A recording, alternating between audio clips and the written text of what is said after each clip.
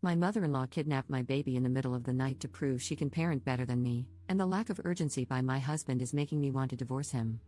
Posted by u/TW5676. I made a throwaway for this because my husband knows my username, and I don't feel like being surrounded by any more drama right now. So, a little backstory. My husband is an only child, and his mom has always been very involved. We got along somewhat, but she always sort of crossed some lines. She has a key to our house for emergency purposes only because she lives 4 blocks away. I had our daughter 4 weeks ago. She has been over at least 3 days every week since I had her. She's always telling me what I'm doing wrong and how she'd do things differently. The baby is up every 2 hours at night, and she insists she'd sleep through the night if she could stay at grandma's. I told her I'm not comfortable sending a breastfed baby away overnight at just 4 weeks. This past week, she kept pushing the issue no matter how many times I said no. Last night, we put the baby in her crib. We stopped room sharing because the baby was so loud I couldn't get any sleep whatsoever, so my husband has been getting her when it's time for her to feed. My husband fell asleep early, and I dozed off.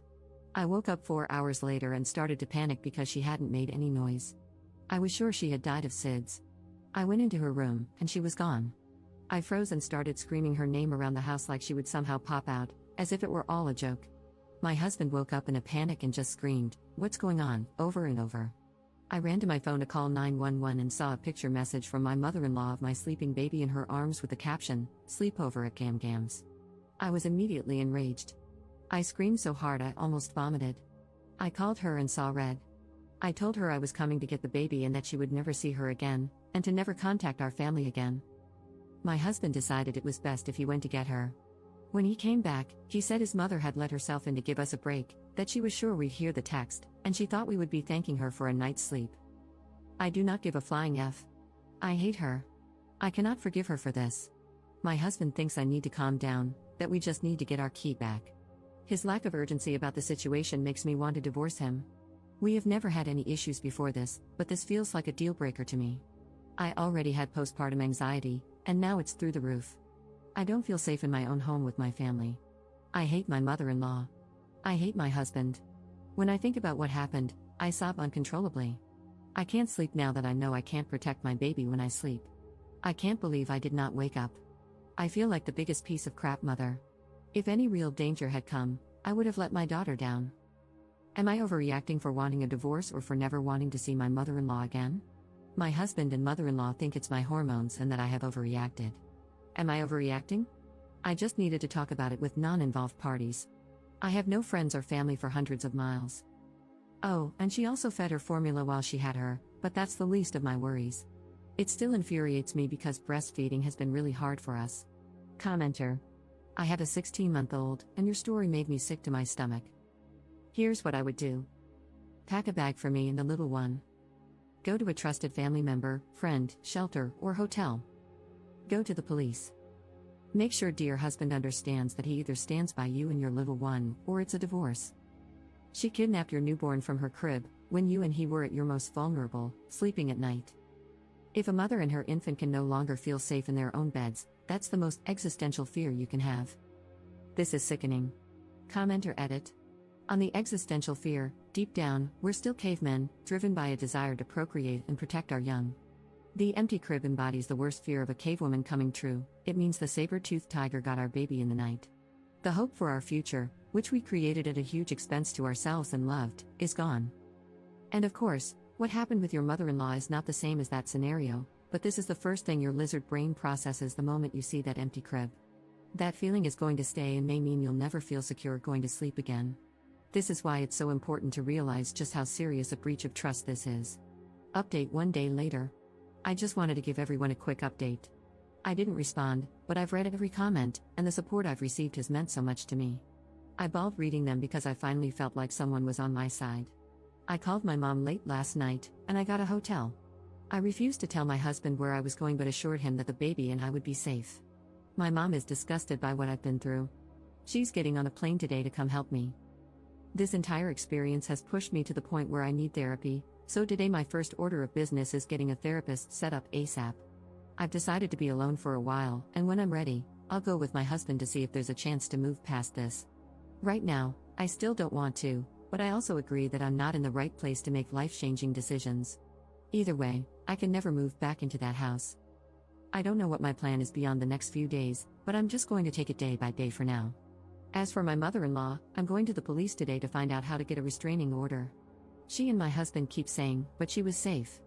She was never in danger. I disagree. My mother-in-law is clearly not mentally capable of caring for a child. Who knows what else she would do because she feels she knows best. Thank you all so much. I can't tell you how much the support from some internet strangers has meant to me. Second update 2 weeks later. I want to thank everyone again who thought about me after my first post. These past 2 weeks have been crazy for me emotionally, but I saw the request for an update and wanted to let everyone know what was going on, even though it's been generally uneventful. I received so many messages and comments filled with support that meant so much to me. Shortly after I wrote that post, my mom arrived to help me get through my anxiety and support me. By the time she got here, I was in a hotel and still had not slept. It had been way too long without sleep, and I think the deprivation was making me feel even crazier. She came and sat with me while I slept, and it was the most helpful thing anyone could have done for me. My husband asked to talk, so I agreed to meet with him. He apologized and said he realized I was right, his mom had severely crossed a line. He admitted it was hard for him to accept that his mom did something so wrong, so in his mind, he was telling himself it wasn't that bad, that if the baby wasn't hurt, then no harm was done. However, he wasn't considering the hurt it caused me and my sense of security. He told me he had changed the locks on the house and would support whatever I wanted to do regarding his mom. He said he was willing to cut off contact for a while but asked that I not press charges. We left it at that for the time being. I told him I'd think about what he said and keep in touch. Shortly after this happened, I received a lot of texts from his family, offering their support and apologizing for what happened. They assured me that no matter what, my baby and I are family and that we have their support. That meant so much to me. Having people finally back me up gave me some peace of mind. A few days after seeing my husband, we met up again. He brought me a letter from his mom. I considered just throwing it out, but I decided to read it. It was a very long-winded apology. She basically said that she feels sick about what she did. She admitted that if someone had done the same thing to her when her husband was young, she would have wanted them to die. She's terrified of losing me as a daughter-in-law and losing her grandchild, but she said she's going to keep her distance. She asked me to reach out if and when I am ready. I still haven't reached out to her, and I don't know if I will. I feel like her letter might be genuine, but I don't think I will ever trust her again for obvious reasons. I feel like she sees it as an easier to ask for forgiveness than permission kind of situation. I'm in a difficult place, trying to decide how to assert my authority as a mother without alienating my child from people who love them. I don't want my forgiveness to seem like weakness and, in the end, put my child in more situations like this. I've been getting help with all of this in therapy, which I've started twice a week. Right now, the general guidance I'm receiving from my therapist is to avoid making any big decisions yet, such as divorce, moving long distances, or cutting people off, so I'm taking things day by day.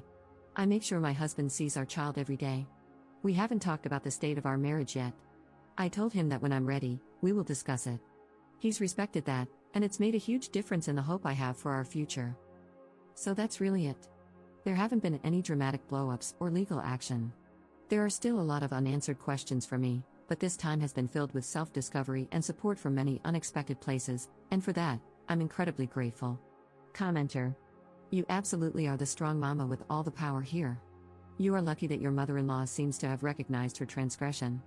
Moving forward, her acceptance of any, every, and all limitations you place on her interaction with your family will be very telling. Assuming she doesn't try to buck your rules even a tiny bit, and after a long, very long period of time out for pulling her crap in the first place, I would imagine there is a real chance that a fairly normal grandmotherly relationship may be salvageable. But God knows that's some time out, maybe even years. Thank goodness you have had so many family members recognize how utterly wrong your mother-in-law's behavior was and that you have so many allies.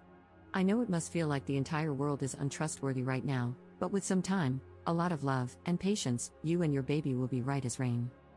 Your hubs has a lot of groveling to do. Changing the locks was a great first step. I hope he continues to support you in the future rather than bury his head in the sand. It does sound like he is willing to work to get past this. God knows, if anyone ever so much as tried to think about stealing my baby from me, there would be so much hell to pay. My girls are mine, and I will protect them from all comers. My anger spikes hard just trying to empathize with you about the moment you could not find your child. Best wishes and good luck. It sounds like you are doing what you need to do, and that is perfect, and all you can do.